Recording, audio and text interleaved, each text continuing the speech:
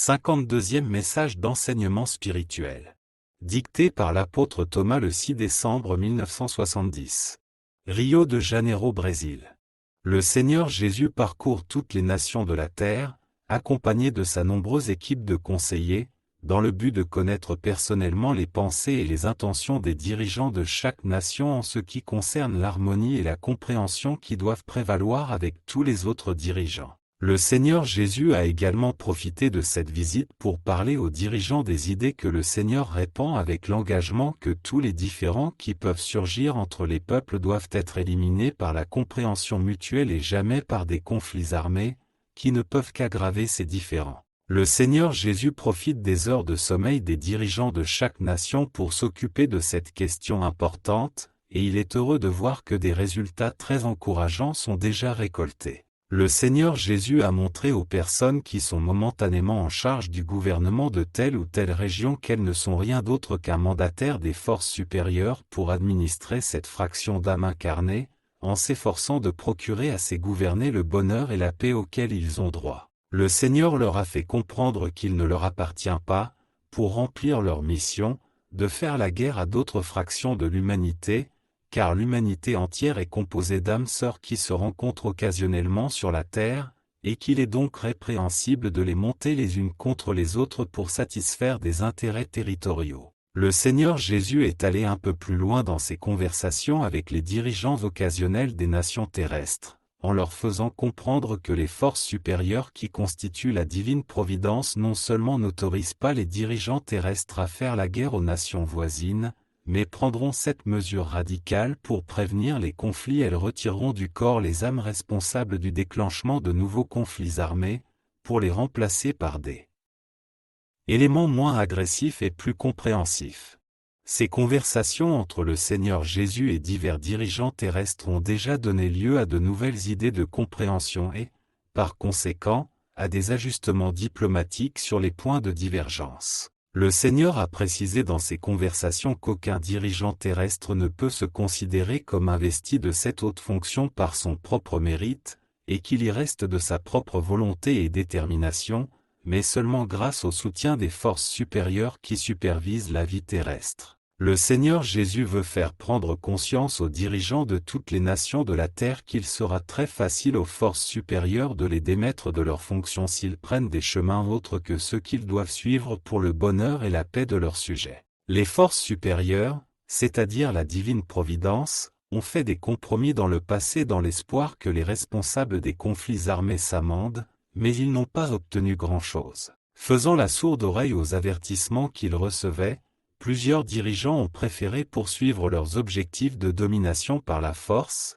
mais ils ont fini par se rendre compte qu'ils s'étaient trompés. Les hommes qui ont agi ainsi l'ont amèrement regretté lorsqu'ils sont retournés dans le monde des esprits, où ils ont pris la mesure du mal qu'ils avaient fait à leurs contemporains. Presque tous les responsables des conflits armés du passé sont revenus sur Terre dans des incarnations très douloureuses, certains ont même été mutilés, empruntant ici des chemins très arides. Les plus coupables de leur comportement guerrier ont dû revenir dans plus d'une incarnation de rédemption, dans laquelle ils ne pouvaient être que des âmes humbles et souffrantes. C'est l'une des images que le Seigneur Jésus a essayé de montrer aux chefs de gouvernement des différentes nations avec lesquelles il s'est entretenu pendant leur sommeil corporel, et qui ont été vraiment impressionnés. Le Seigneur Jésus a reçu de presque tous l'affirmation qu'ils essaieraient de résoudre tout problème sérieux par des négociations diplomatiques et jamais par les armes de la guerre. Le Seigneur Jésus déclare qu'il a reçu cette affirmation de presque tous, parce que 2 d'entre eux étaient si confiants dans le processus guerrier qu'ils ont osé aller à l'encontre des souhaits du Seigneur d'essayer de résoudre leurs problèmes internationaux dans la paix. Le Seigneur a dit à ces 2 puissants dirigeants, qui ont probablement sous-estimé la nature amicale du Seigneur Jésus lorsqu'il a essayé de les conseiller en faveur de la paix et de l'harmonie avec tous les peuples, que le dernier recours pouvait être utilisé pour paralyser leurs attitudes belliqueuses au moment voulu, c'est-à-dire pour provoquer une crise cardiaque s'ils le souhaitaient, pour causer une catastrophe aérienne pendant leur voyage, pour les rendre victimes du conflit lui-même, pour en faire la cible d'un élément en colère, ou même d'autres formes de désincarnation.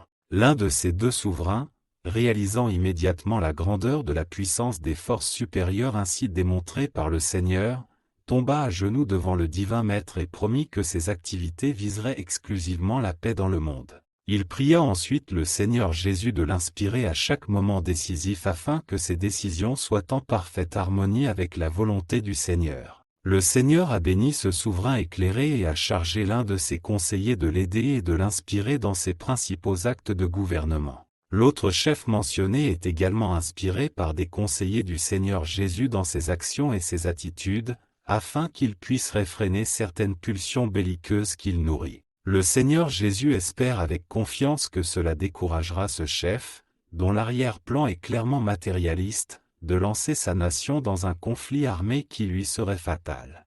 Comme vous le voyez, la tâche que le Seigneur accomplit en ce moment sur terre est très grande et difficile. Elle vise exclusivement le progrès spirituel, la paix et le bien-être de toutes les âmes incarnées. C'est une tâche vraiment difficile, cela ne fait aucun doute, mais le Seigneur veut compter sur le soutien moral des lecteurs de ses messages de lumière et d'amour pour le plus grand succès de sa tâche. L'humanité terrestre a pris un retard d'environ 3 siècles dans son évolution spirituelle, alors qu'une bonne partie de ses membres ont terminé leur apprentissage terrestre et ont été promus sur des plans plus lumineux. Cependant, le Seigneur voit que ces paroles, diffusées par ses messages, sont reçues et reprises par les lecteurs, dont beaucoup ont grandement aidé le Seigneur en les transmettant à des amis et à des membres de leur famille. Cette diffusion représente un soutien très efficace à la tâche du Seigneur Jésus, qui considère ses lecteurs comme ses nouveaux apôtres de ce siècle. Le Seigneur Jésus tient à remercier ces nouveaux apôtres pour leur grande aide dans la spiritualisation des âmes incarnées,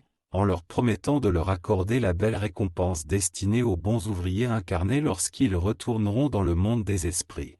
Revenant au sujet des souverains, auxquels il s'est adressé, le Seigneur Jésus souhaite demander aux lecteurs de ces messages d'inclure dans leur méditation quotidienne une pensée de paix et d'harmonie entre tous les peuples, qui sera recueillie et utilisée par les forces supérieures dans la direction désignée, y compris pour clarifier dûment ce souverain qui s'est montré quelque peu réfractaire au dessein du Seigneur Jésus. Le Seigneur remercie chaleureusement ses lecteurs pour cette précieuse collaboration. En passant, le Seigneur Jésus veut éclairer certains esprits dans leur supposition que puisque lui, le Seigneur Jésus, est le chef suprême de cette petite planète, il posséderait tous les pouvoirs nécessaires pour établir la paix, l'harmonie et le bonheur parmi ceux qu'il gouverne. S'il en était ainsi, le pouvoir du libre arbitre de chaque être humain serait diminué, puisqu'il est libre de se manifester et d'agir à sa guise, même contre ses intérêts les plus sacrés. D'où le nombre de guerres qui ont eu lieu dans le passé et les innombrables actes contraires à la loi divine qui se produisent encore aujourd'hui. Pour que la paix et l'harmonie s'installent sur la planète, il est essentiel que chaque être humain fasse sa part avec sa pensée éclairée dans le sens de ce qui est juste pour chaque créature. L'harmonie et le progrès spirituel de toutes les âmes incarnées proviennent de l'ensemble des pensées éclairées de tous les hommes et de toutes les femmes vers le bien. Voyez ce qui se passe dans n'importe quelle école de la Terre. L'enseignant s'efforce d'apporter à sa classe d'élèves la compréhension des matières enseignées. Cependant, il n'a pas le don d'éclairer immédiatement les élèves, mais de continuer à leur donner ses connaissances progressivement. Sa joie est toujours de voir les progrès de la classe, dont les membres sont parvenus à comprendre et à mettre en pratique les enseignements qu'ils ont reçus. Le même phénomène se produit avec l'humanité incarnée. La diffusion des messages du Seigneur Jésus représente un travail important pour sa cause, la cause de chacun d'entre nous. Les dirigeants dépendent du soutien des forces supérieures pour rester au pouvoir. Pouvons-nous encore rattraper un retard de 3 siècles? Absolument, oui. Comme les apôtres ont répandu les paroles du Seigneur à l'époque, devenez aujourd'hui l'un des héros de Jésus.